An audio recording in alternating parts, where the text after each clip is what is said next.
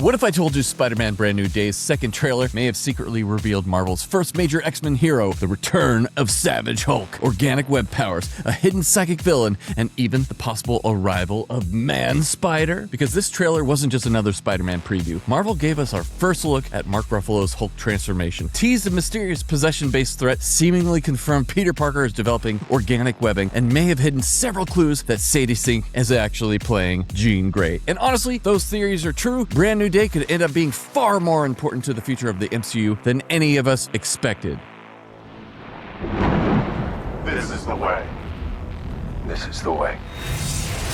Welcome to Fatherly Phantom. I'm your host, Chris, and if you love Marvel breakdowns, Easter eggs, deep dives, and all things nerdy, you're absolutely in the right place. So hit that subscribe button. Your inner nerd will thank you. And don't forget to turn on notifications because YouTube loves turning them off by default. All right, today we're breaking down every major Easter egg, theory, comic book connection hidden inside Spider-Man Brand New Day Trailer 2. Let's jump in. One of the biggest moments in the trailer is our first real look at the Hulk. Not Smart Hulk, not Professor Hulk, not Banner and Control, Savage Hulk. The trailer shows Bruce Banner apparently losing control and transforming into the classic rage monster fans have been begging Marvel to bring back for years. For newer Marvel fans, Savage Hulk is essentially the original Hulk personality. In the comics, Savage Hulk is the childlike, emotional, uncontrollable version driven primarily by anger and instinct. He's stronger than Professor Hulk, more unpredictable, and far more dangerous. Marvel slowly moved away from Savage Hulk after Avengers Endgame, when Bruce merged his personality into Smart Hulk. But Trailer 2 suggests the balance may finally be breaking apart. What's especially interesting is that Bruce appears to be helping Peter throughout the movie before Hulk emerges. That could mean Banner understands exactly what's happening to Peter because he's experiencing something very similar himself. Both heroes may be losing control of their monsters inside them. And that becomes important when we discuss Peter's mutation. One of the most surprising reveals from the trailer is that Peter appears to be generating webbing directly from his body. Not web shooters, not Stark Tech, organic webs. Comic fans immediately recognized what Marvel may be adapting. Back in the early 2000s, during several major Spider-Man storylines, Peter evolved beyond his traditional powers. He developed organic webbing, enhanced senses, stronger connections to the spider totem mythology, and eventually transformed into something even more terrifying, the Man-Spider. Marvel has already hinted that Peter's DNA is mutating and changing. Bruce Banner directly references Peter's mutation issues, and Trailer 2 seems to double down on that idea. That means the organic webs may not be an upgrade,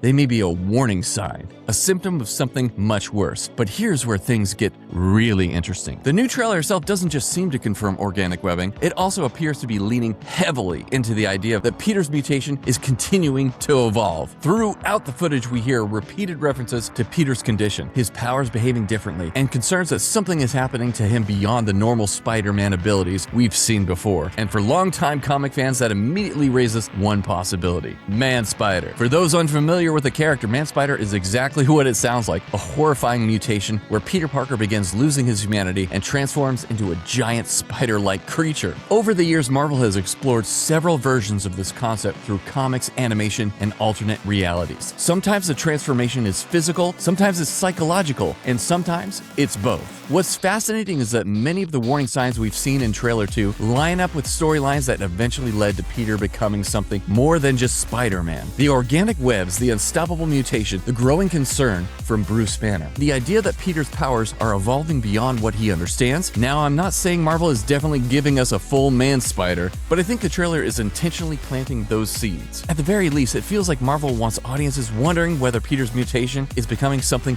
dangerous. And honestly, if Marvel goes in that direction, it would give Tom Holland some incredible material to work with as Peter struggles not just against villains, but against his own changing body. And if you want a much deeper dive into the history of Man-Spider, the comic book origins, and why so many fans believe Marvel may eventually adapt that storyline, I actually have an entire video breaking it all down. I'll link that at the end of this video so you can check it out after we're done here. Alright guys, this may be the biggest mystery in the entire trailer. The trailer repeatedly shows people acting strangely. Several moments suggest possession, mental manipulation, or some kind of psychic influence. Marvel also appears to be intentionally hiding the true antagonist from audiences. So who could it possibly be? Possibility number 1.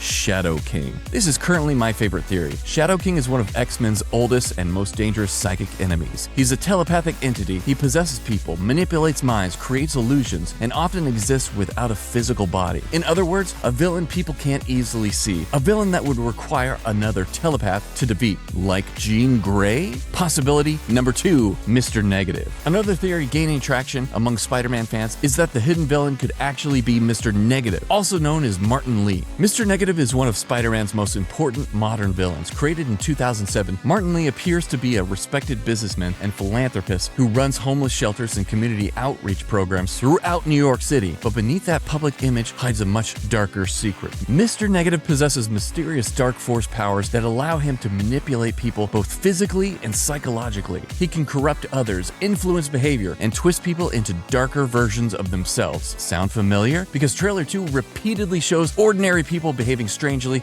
and appearing to act against their normal nature. That's exactly the type of chaos Mr. Negative often creates. Many fans also believe Marvel may be finally adapting him because of how popular he became after the PlayStation Spider-Man games. And honestly, from a storytelling perspective, he would fit perfectly into a movie called Brand New Day. Martin Lee's entire character revolves around duality, light and darkness, hero and villain, good intentions corrupted by something sinister. The one thing that makes me hesitate is the psychic aspect. Mr. Negative usually operates openly and physically, while someone like Shadow King exists almost entirely inside the mind. That's why I still think Shadow King remains the strongest candidate, but Mr. Negative absolutely deserves to be at the top of this suspected list. Possibility number 3, Onslaught. Another possibility is that Marvel is secretly laying groundwork for Onslaught. Onslaught is a psychic entity born from immense telepathic power. He's one of the most dangerous mental threats in Marvel history. That feels less like a Spider-Man movie, but if Marvel is introducing mutants like Jean Grey, it is worth mentioning. Possibility number 4, Nightmare. Some fans out there have suggested Nightmare, a villain who attacks fears, dreams, and the subconscious mind. The problem? The possession angle feels much more telepathic than mystical.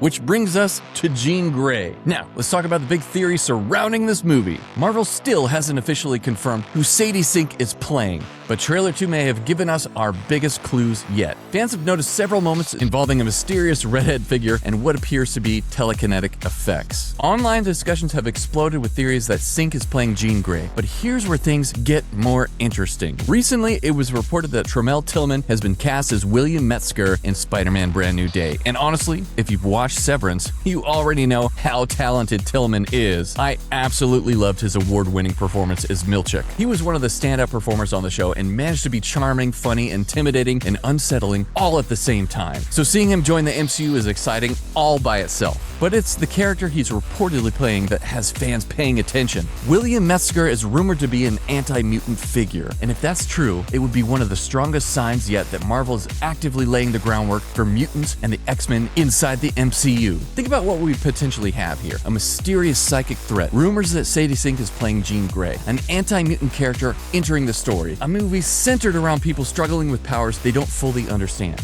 and describing those powers as mutations. Those pieces start fitting together surprisingly well, because one of the defining themes of the X-Men has always been about fear.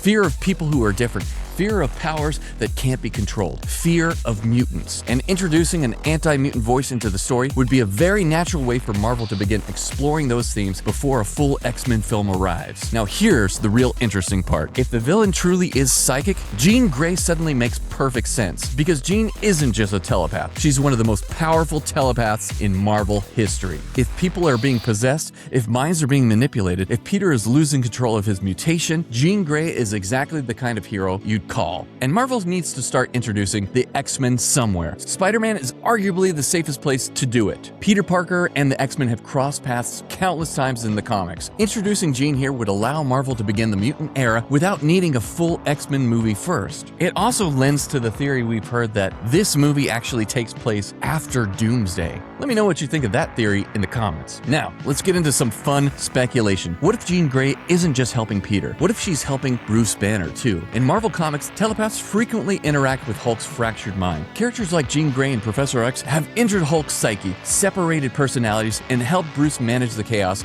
inside his head. And Trailer 2 shows Banner and Hulk seemingly struggling with control issues once again. Imagine this scenario: a psychic villain begins possessing people. Jean Grey arrives to stop the threat. She helps Bruce manage sabotage Savage Hulk. She helps Peter understand his mutation, and by the end of the film, Marvel officially introduces mutants in the MCU. That would instantly make Brand New Day one of the most important films of the multiverse saga. And after watching Trailer 2 multiple times, I think Marvel is hiding something much bigger than a simple Spider-Man story. The return of Savage Hulk, Peter's organic webbing, heavy man-spider foreshadowing, a mysterious psychic villain, Mr. Negative theories, increasingly convincing evidence that Sadie Sink is Jean Grey. Individually, those would be major reveals. Together, they feel like the beginning of Marvel's mutant era. And when you combine the Jean Grey theories with reports that Tramell Tillman's William Metzger may be an anti-mutant figure, it becomes harder and harder to ignore the possibility that Brand New Day isn't just a Spider-Man movie. It may be Marvel's first steps towards the X-Men era of the MCU. But now I want to hear from you guys. What did you think? Is Sadie Sink really playing Jean Grey? Who do you think the hidden villain really is? Shadow King, Mr. Negative, Nightmare, Onslaught, or someone we haven't even considered yet? And do you think Marvel is setting up Man-Spider for future movies? Let me know down in the comments. And if you enjoyed this breakdown, be sure to leave a like, subscribe to the channel, and share this video with your fellow Marvel fans. Thanks for watching, ladies and gentlemen, kings and queens, and as always, stay nerdy, my friends, and I'll see you next time.